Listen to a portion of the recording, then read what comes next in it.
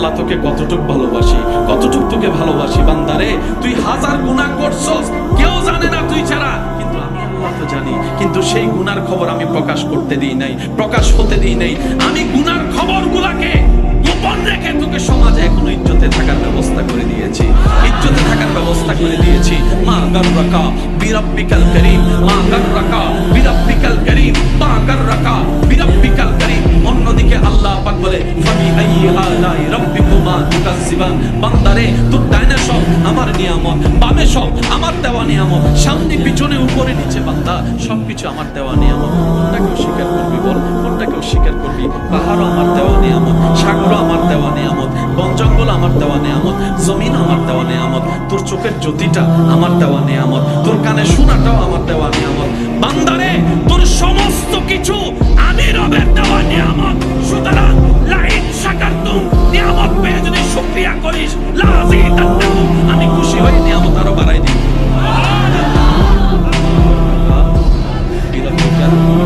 ফাজকুরুনি ফাজকুরুনি ফাজকুরুনি ফাজকুরুনি ফাজকুরুনি ফাজকুরুনি। বান্দা তুই জাহান্নামে যাওয়ার সময় আমারে স্মরণ কর।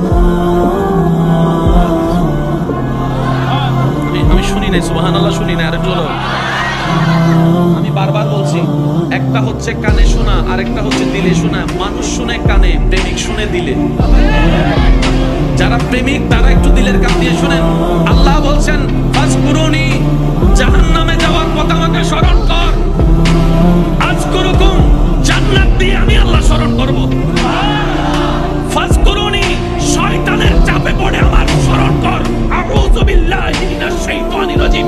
একবার বল আজকুরুকুম, শয়তান থেকে মুক্তি দিয়ে আমি আল্লাহ তোকে স্মরণ করব। ফাজকুরুনি, বান্দা তোর চাচাই তোকে জ্বালাচ্ছে, তোর জ্যাঠাই তোকে জ্বালাচ্ছে, তোর বড় ভাই তোকে জ্বালাচ্ছে। ফাজকুরুনি, আমাকে একবার স্মরণ কর, আমাকে একবার স্মরণ কর, আমাকে একবার স্মরণ কর। বান্দা তোর স্বামী তোকে বেশি কষ্ট দিচ্ছে, তোর বউ তোকে বেশি কষ্ট দিচ্ছে, বেশি কষ্ট লাগতেছে দুনিয়ায় থাকতে, তোর কেউ নাই মনে হচ্ছে। আরে বান্দা কেউ নাই মনে করছিস কেন? আমি আল্লাহ আছি না তোর? আমি আল্লাহ আছি না?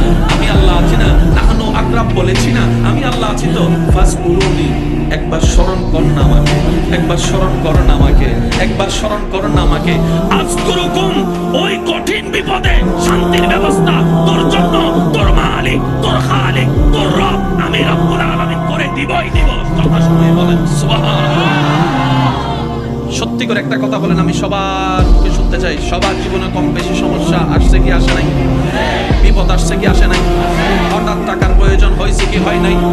হঠাৎ রাস্তা বন্ধ হয়েছে কি হয় নাই? হঠাৎ জামিলা লাগছে কি লাগে নাই? ওই বিপদ এখন আর আছে? ওই জামিলা এখন আর আছে? বলেন না আছে? 10 বছর আগের কাহিনী এখন আছে? সমাধান হলো কিভাবে? আপনি বলছেন এমনি তেমনি, রব বলে যে না।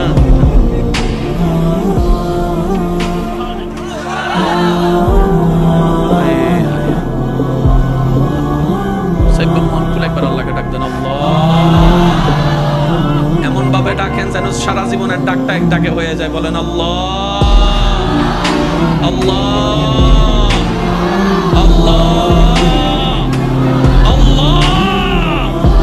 এবারে ঈমানি ডাক দিয়ে বলেন ইয়া রাসূলুল্লাহ। আওয়াজ একবার বলেন মারহাবা। কষ্ট হচ্ছে আপনাদের? ইসলামে জামিলা নাই, জামিলা ইসলাম নাই। ইসলামে জামিলা নাই, জামিলার ভিতরে ইসলাম নাই। কারণ ইসলামের নামই হচ্ছে শান্তি। সুবহানাল্লাহ কি এখানে কইবেন না ঘরে যায় কইবেন?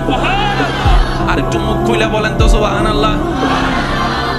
হাসরের ময়দানে বিচারের কাঠগড়ায় নবী রাহমাতুল্লিল আলামিন সেই দৃশ্যের বর্ণনা দিতে গিয়ে বলেন, দুইজন আসামি রবের দরবারে দাঁড়াবে। একটু মনোযোগ।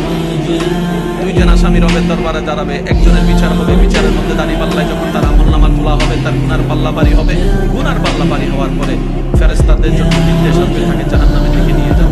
ফেরেশতারা তাকে অ্যারেস্ট করে টেনে টেনে তার কর্মফলের কারণে জাহান্নামের দিকে নিয়ে যাবে।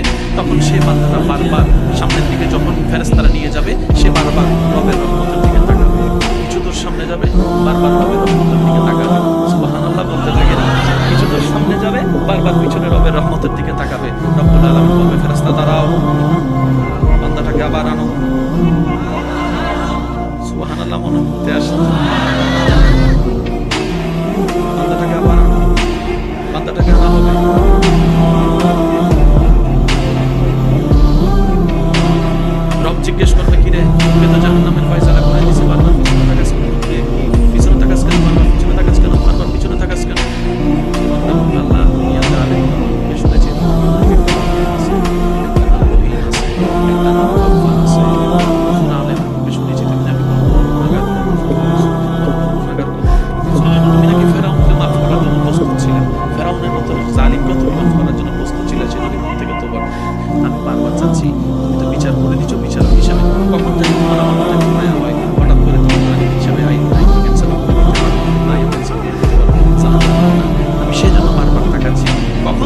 রহমতের নজরটা আমার দিকে পড়ে। যখন রহমতের নজরটা আমার দিকে পড়ে, এবার রব বলবে তোর কি আমার রহমতের উপর ঈমান আছে? বান্দা বলবে যে আল্লাহ আছে, সেজন্যই তো বারবার তোমার রহমতের দিকে তাকাচ্ছি। কখন জানি তুমি একটু খুশি হয়ে বলো এ আমার বান্দারে জাহান্নামে নিস না, জান্নাতে নিয়ে যা, এই আশায় বারবার তাকাচ্ছি। রব বলে যে তোর ঈমানকে আমি আশা হতে দিব না, নষ্ট হতে দিব না। ও ফেরেশতা, জাহান্নামী রাস্তা ক্যান্সেল করো, আমার বান্দাকে জান্নাতের দিকে নিয়ে যাও। দুইজনের ভিতর কয়জন বাকি আছে? এবার ওনার যখন হিসাব নিকাশ হবে, দাঁড়িয়ে পাল্লায় আমল যাবে, গুনার পাল্লা বাড়ি হবে, ওনার হিসাবও যাবে। আল্লাহ তাআলা ফেরেশতাদের বলবে ফেরেশতা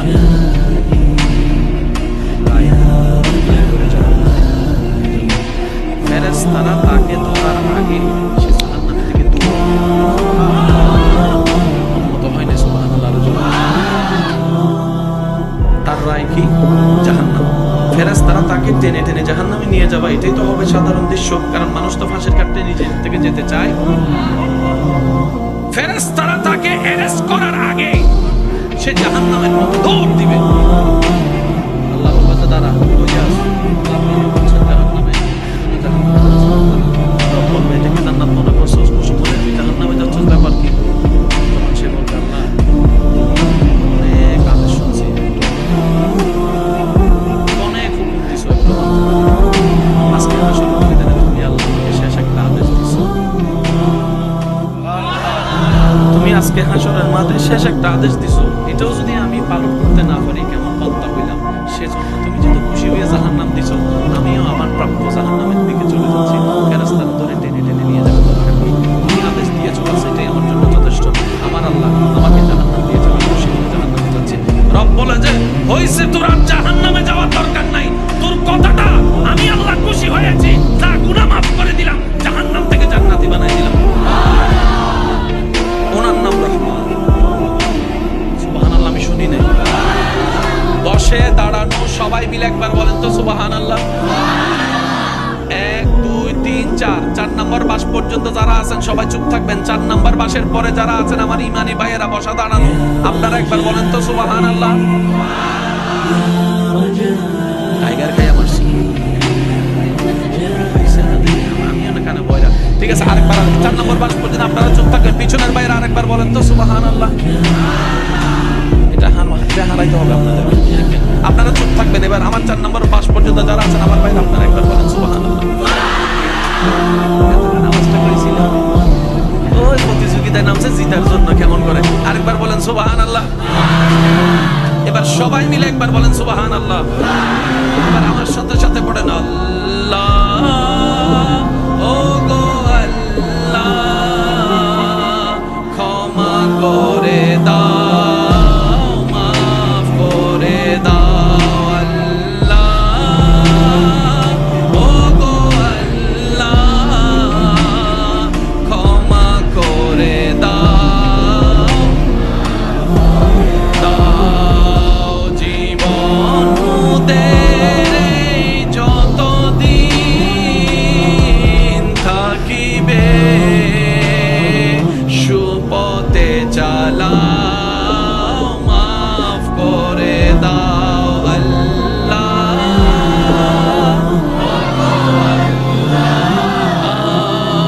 ক্ষমা করে দাও, মাফ। শেষবারের মতো সবাই আল্লাহ, ও গো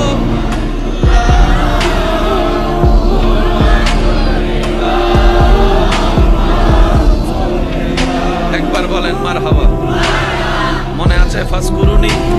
মাশাআল্লাহ বলেন ফাজকুরুনি, ফাজকুরুনি। আল্লাহ পাক আমাদের সবাইকে আল্লাহর উপর তাওয়াক্কুল নিয়ে নবীর প্রেম নিয়ে চলার তৌফিক দান করুন। এবার আসেন বোঝার চেষ্টা করি। আল্লাহ পাক বলে বান্দা তোর জীবনে যত সমস্যা আছে আমি দেখতেছি তো। ভাইয়া ভাইয়া ভাইয়া, আপনাদের এলাকায় মামলা আছে, বিভিন্ন বিষয় নিয়ে মামলা। সবচেয়ে মামলা কোন বিষয়?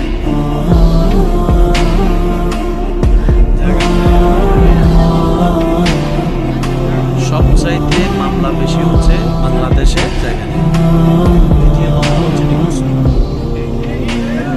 বাংলাদেশে 2টা মামলা কি হয়? বেশি হয়। যেমন মানহানির মামলা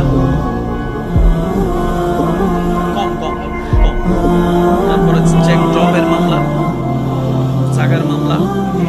আপনার এলাকায় যদি 100টা ঘর বুঝেন, 100টা ঘরের মধ্যে কমপক্ষে 20-30টা বেতন অস্বীকার করা যাবে?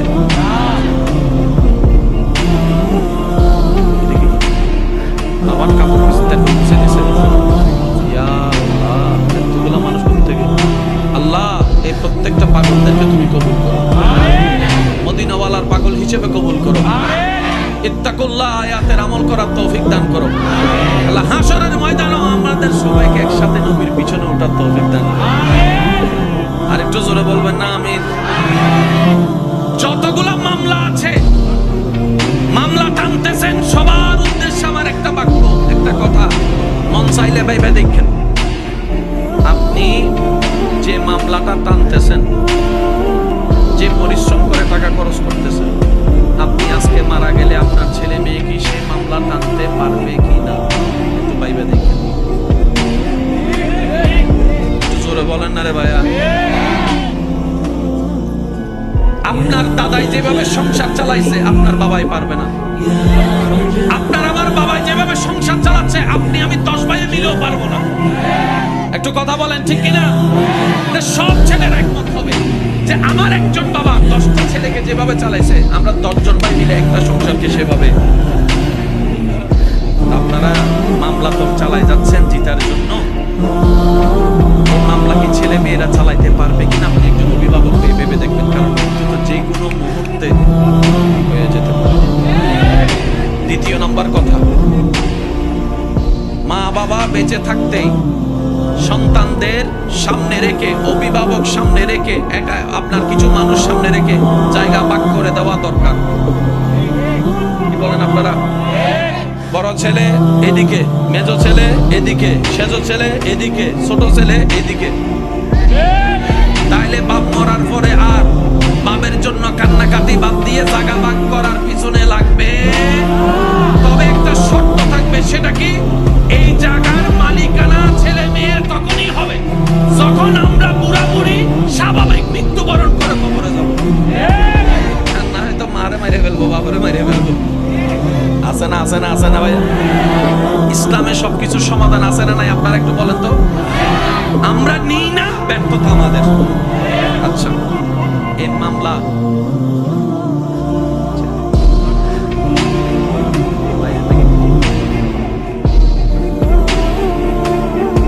বাহির অন্য জায়গায় দিচ্ছে, এখানে তো এলাকার তো এলাকা চলবে নাকি? আপনারা কি বলেন? বাইরের মাইক বন্ধ তো? আচ্ছা আচ্ছা। এই এলাকায় যত মামলা আছে আপনারা এই কথাটা ভেবে দেখবেন। দ্বিতীয় নম্বর কথা, আপনারা অনেক সময় দেখেছেন দাদা বাবার আমলে সম্পত্তি তেমন ছিল না, নাতির আমলে ছেলের আমলে অনেক টাকার মালিক হয়েছে, এরকম আছে না নাই? আবার অনেক সময় দাদা বাবার আমলে অনেক সম্পত্তি ছিল কিন্তু নাতির আমলে ছেলের আমলে সম্পত্তি শেষ, আছে না নাই? আমি সবার উদ্দেশ্যে একটা কথা বলবো, যেহেতু সময় সংক্ষিপ্ত। আপনি দেশের আইনে মামলা দেন, আপনার ব্যক্তিগত ব্যাপার, তবে আপনাকে অনুরোধ করব আপনি বান্দা হয়ে রবের কাজ করা একটা মামলা দিবেন। ভাইয়া ভাইয়া প্লিজ বাদ দেন ভাইয়া প্লিজ। এই লাইটের জন্য কিছু দেখতেছি না। বান্দা হিসেবে কার কট করাই, আল্লাহর কাট করে একটা কি দিবেন?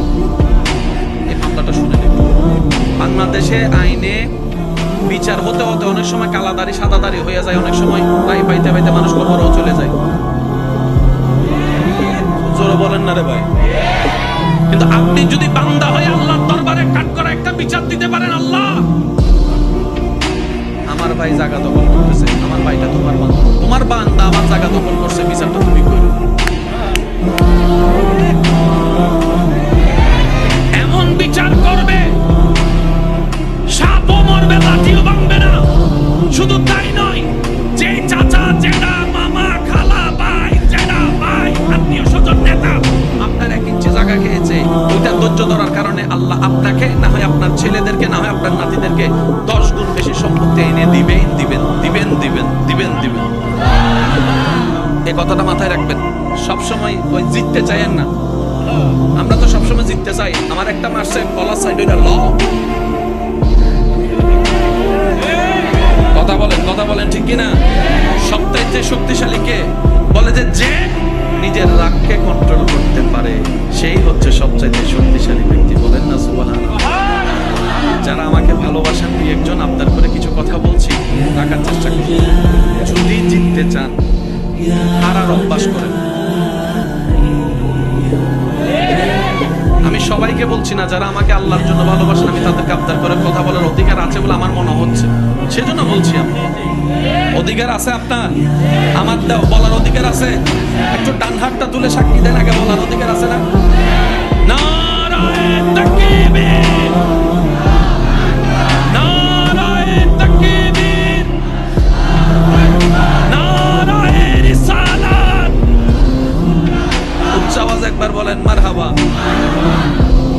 যদি জিততে চান, অভ্যাস করবেন হারা। যে হারে সে জিতে। আর সিডেঙ্গে বাসা থাকেন হতা হয়, ওয়া সিডেঙ্গে মানুষ হতা হতে ধাক্কা হাইলে ফাক্কা হয়, হতে ফাক্কা হইবার আগে ধাক্কা হম করে। ধাক্কা না হইলে তুই ব্যথা কেন পাবি, ব্যথা না পাইলে সহ্য কেন করবি, সহ্য না করলে তুই ফাক্কা কেন হবি, ফাক্কা নইলে তুই তো জিনিস রাইট থাকতে তাহলে ফাক্কা আগে তারপর ফাক্কা করিস।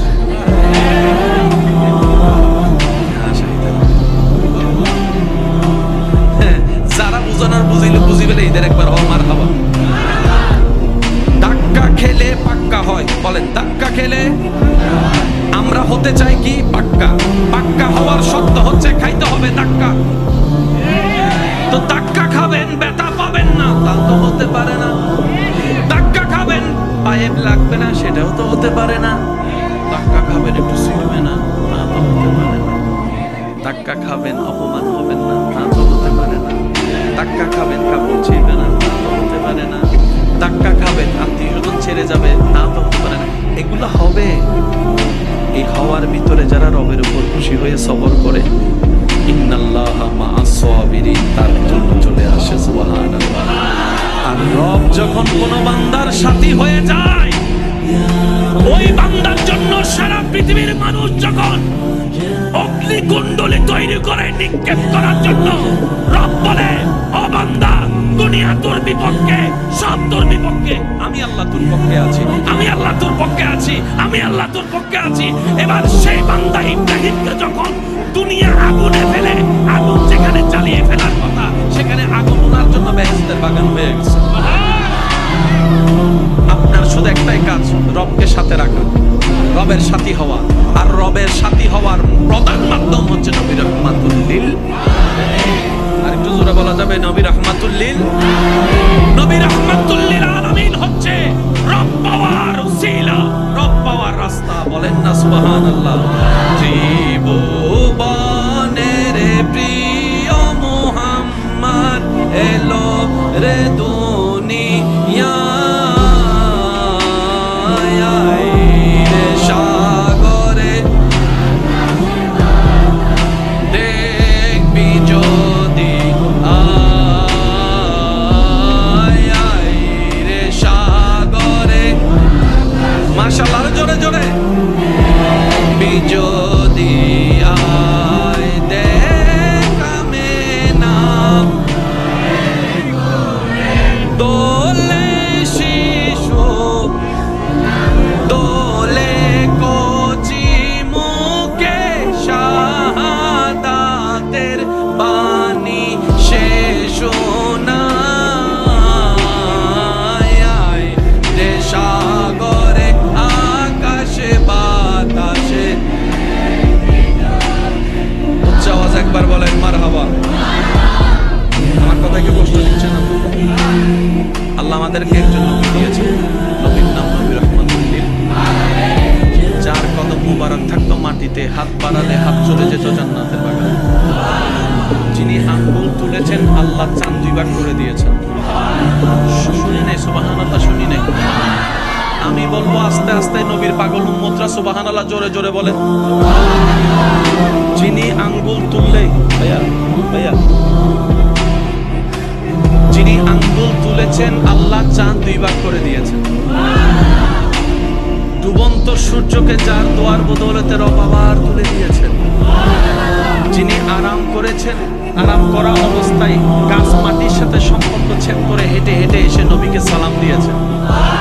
যিনি রাস্তা দিয়ে হেঁটে গেলে পাথররা পর্যন্ত সালাম দিতেন, যিনি যে রাস্তায় একবার হেঁটে যেতেন পিছন থেকে যারাই আসতো তারাই সঙ্গেই বুঝতে পারতো আব্দুল্লাহ ছেলে মুহাম্মদ আলামিন রাস্তা দিয়ে গিয়েছেন, রাস্তা দিয়ে গিয়েছেন, রাস্তা দিয়ে গিয়েছেন।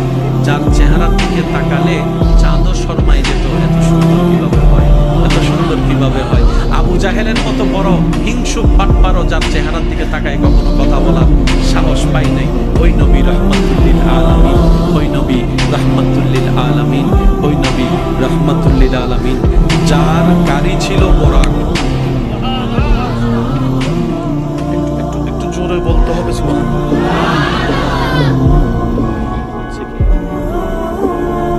যার গাড়ি ছিল বোরাক, যার বেড়াতে যাওয়া ছিল মেরাজ, যার খাদিম ছিল জিবরাইল, সেই নবী কেন তায়েফে আঘাত পেল? আপনার আমার সামান্য একটা নেতার সাথে পরিচয় থাকে, আগে আর মাটিতে লাগে ডাইরেক্ট বল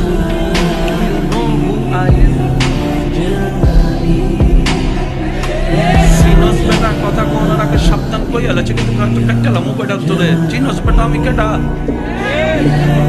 কে কে তুই কই আমি অমুকের মানুষ, ছেলে না মেয়েও না, অমুকের মানুষ, কিছু কথা কয় না। সৃষ্টির স্রষ্টার বন্ধুর কথা বলছি, যিনি হাবিবুল্লাহ।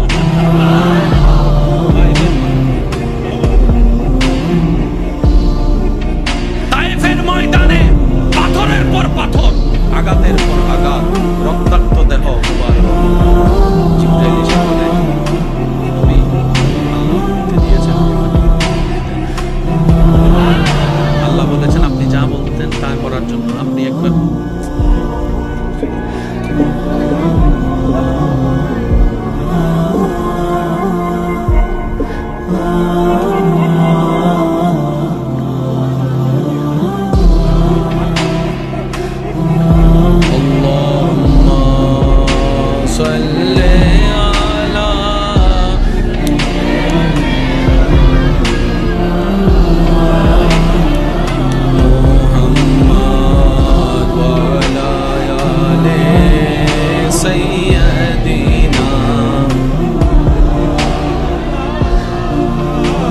শেষ ভালো যা বলেন, শেষ ভালো যা। জিবরাইল এসে বলে হাবিব আল্লাহ অনুমতি দিয়েছেন, এবার আপনি বললে আমি এই জায়গাটা উল্টাই দিব। নবী যদি বলতেন উল্টাই দেয়, আমার যুবক ভাইরা জানে পৃথিবীতে একটা ডেড সি আছে যেখানে মানুষ ডুবে না। বিজ্ঞানের ব্যাখ্যা কিন্তু সেটা ইসলামিক ব্যাখ্যা। মানুষকে, ছোট বাচ্চাকে আপনি যদি পানির মধ্যে ফেলে দেন, জীবিত হলে সে ডুবে যাবে, মারা গেলে উঠে আসবে, এটা হচ্ছে নিয়ম, ঠিক কিনা? ওনাকে সাঁতার শিখতে যায় পানির গভীরে পানি খায়। ডেড সিটিতে যদি আপনি একটা ছোট বাচ্চাকে, একদিনের বাচ্চাকে ছেড়ে দেন, ওই বাচ্চা সেটার সাথে আল্লাহর গজবের একটা নিদর্শন আছে। তো বিজ্ঞানের ব্যাখ্যা আলাদা, ইসলামের ব্যাখ্যা। তবে একটা কথা আমরা মনে রাখবেন, বিজ্ঞান যেখানে শেষ, ইসলাম সেখানে মাত্র শুরু। সুবহানাল্লাহকে বলা যাবে ভাইয়া? বিজ্ঞানের ক্ষমতা পাওয়ার যেখানে শেষ, সেখানে মাত্র ইসলামের শুরু। কারণ ইন্নাদ-দীনা ইনদাল্লাহিল ইসলাম। চিৎকার দিয়ে একবার বলেন সুবহানাল্লাহ। আঘাতের পর আঘাত, জিবরাইল এসে অনুমতি চাইলো, ইয়া রাসূলুল্লাহ বলেন আমি উঠাই দিই। নবী বললেন জিবরাইল আল্লাহ আমাকে গজবদাতা হিসেবে পাঠায় নাই, রাহমাতুল্লিল আলামিন করে পাঠিয়েছেন, রাহমাতুল্লিল আলামিন করে পাঠিয়েছেন। আমি এসেছি আমার দায়িত্ব পালন করতে, দাওয়াতটা দিতে। করবে কি করবে এটা তাদের ব্যাপার। তবে শুনে রাখো, তারা না করলেও তাদের ছেলেরা হয়তো করবে, তাদের নাতিরা হয়তো করবে। যে তায়েফে নবীকে ইসলামের কথা বলতে দেয়নি, আজকে সে তায়েফের মধ্যে শত শত মসজিদে ডেইলি 5 বার আজানের মধ্যে আল্লাহু আকবার, আল্লাহু আকবার, আল্লাহু আকবার ধ্বনি শোনা যাচ্ছে। মনে রাখবেন আমার যুবক ভাইয়েরা, সবসময় রেসে জিততে যাবেন না, সবসময় রেসে জিততে যাবেন না। আপনি শুধু আল্লাহর খুশি জিতার চেষ্টা করেন। সুবহানাল্লাহ বলেন না রে ভাইয়া? আপনি শুধু আল্লাহর খুশিটা জিতার চেষ্টা করেন। যিনি রিজিকের মালিক, যিনি হায়াতের মালিক, ওই স্রষ্টা যদি আপনার উপর খুশি হয়ে যায়, অন্ধকার করো, আলো জ্বলবেই জ্বলবেই জ্বলবেই জ্বলবেই। যুবক ভাইরা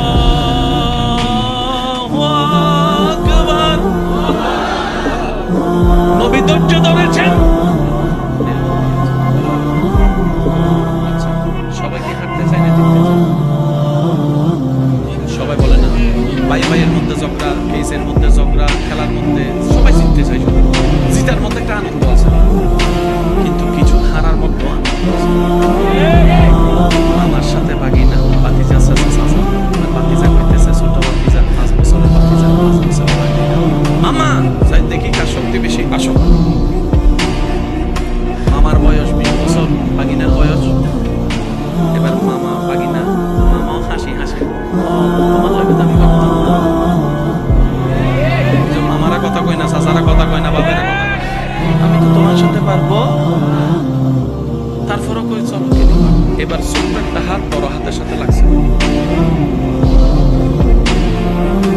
মামা সেকেন্ডের আগে নেনো সেকেন্ডে তাকে হারাই দিতে পারে, তখন মামা কি করবে?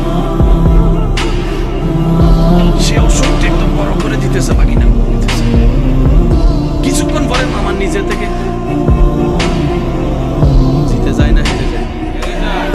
সত্যি করে বলেন, মামা হেরে যে শান্তিটা পেয়েছে,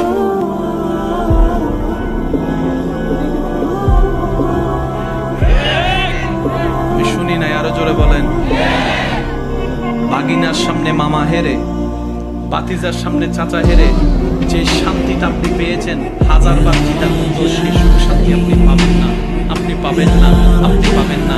মনে রাখবেন, হেরে যান ভাইয়ের কাছে, হেরে যান রাগের কাছে, হেরে যান ক্রোধের কাছে, হেরে যান বিদ্বেষের কাছে, হেরে যান লোভের কাছে, হেরে যান সব থেকে আপনি হেরে যান। আমি হাঁটতেই থাকবো, তুই জিতে যা, তুই জিতে যা, তুই জিতে যা, তুই জিতে যা, তুই জিতে যা। ভাইকে জিতাই দেন, মামাকে জিতাই দেন, জেঠাকে জিতাই দেন, চাচাকে জিতাই দেন। আপনি শুধু বলবেন, আল্লাহ আমি তো শুধু তোমার রহমত চাই, আমি শুধু তোমার রহমত চাই, আমি শুধু তোমার রহমত চাই, আমি শুধু তোমার রহমত চাই। আল্লাহ আমি তোমার রহমতের ভিখারি হয়ে বাঁচতে চাই। জগৎ জিজ্ঞেস করবে, তুই শক্তিশালী হওয়ার পরও চাচার কাছে হেরে গেছিস কেন? আপনি বলবেন, আমার রবের রহমতে জিতার জন্য, আমার রবের রহমতের চোখে জিতার জন্য। কারণ রব যদি একবার কোন সৃষ্টির হয়ে যায়, পুরা সৃষ্টি জগৎ সেই সৃষ্টির কদম তলে চলে আসে।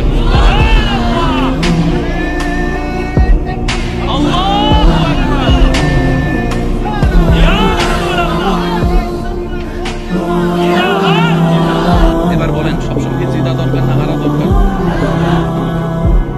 হারা হারাবেন, যে হারলে আল্লাহ খুশি হয়, যে হারাতে আল্লাহ কি হয়? এবার মা বাবার সাথে আপনার দুই কথা হয়েছে, চাইলে আপনারও মুখ কাছে ইচ্ছা মতো বলতে পারেন না, কিন্তু আপনি নিজেকে হারার জন্য আল্লাহ জুতা দিয়ে বাড়ি দেন। কারণ আমাকে জুতা দিয়ে বাড়ি দেওয়ার অধিকার আপনাদের আছে। তুমি 100 বার জুতা দিয়ে বাড়ি দাও, এটা আমার সৌভাগ্য, এটা আমার সৌভাগ্য হবে। মা, তোমার হাতের জুতার বাড়ি খাওয়ার সৌভাগ্য আমার হয়েছে। এখানে অনেক মানুষ আমার সাথে হয়তো এখন একমত হবে, ছোটবেলায় মার শাসন, বাবার শাসন এখন বড় মিস করে, মনে করে। কথায় কথায় মা যে জুতার বাড়ি মারতো, ঝাড়ার বাড়ি মারতো, এক সময় এই সময়গুলোতে এসে ওই মায়ের আদরটা, শাসন করার এখন কেউ নেই, সে স্বাধীন হয়েছে, শাসন করার কেউ নেই। মা বাবা যদি হাজার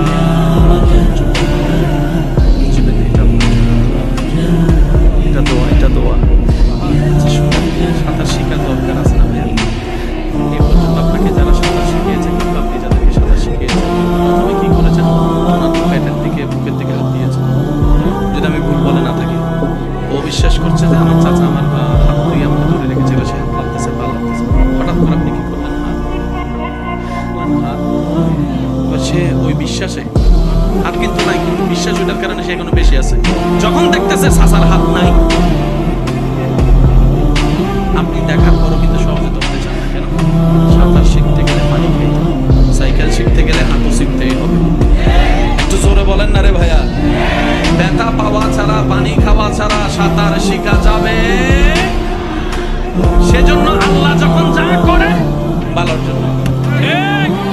আজকে থেকে জীবন নিয়ে কোনো আফসোস, পাইলেও আলহামদুলিল্লাহ, জোরে বলেন না, পাইলেও আলহামদুলিল্লাহ। জীবন নিয়ে কোনো দুঃখ, জীবন নিয়ে কোনো কষ্ট, জীবন নিয়ে কোনো আফসোস, আল্লাহ যেমন রেখেছেন বলেন আলহামদুলিল্লাহ। আল্লাহর কাছে দোয়া করবেন নিয়ামতের, ধৈর্য ধরবেন, অপেক্ষা করবেন, সে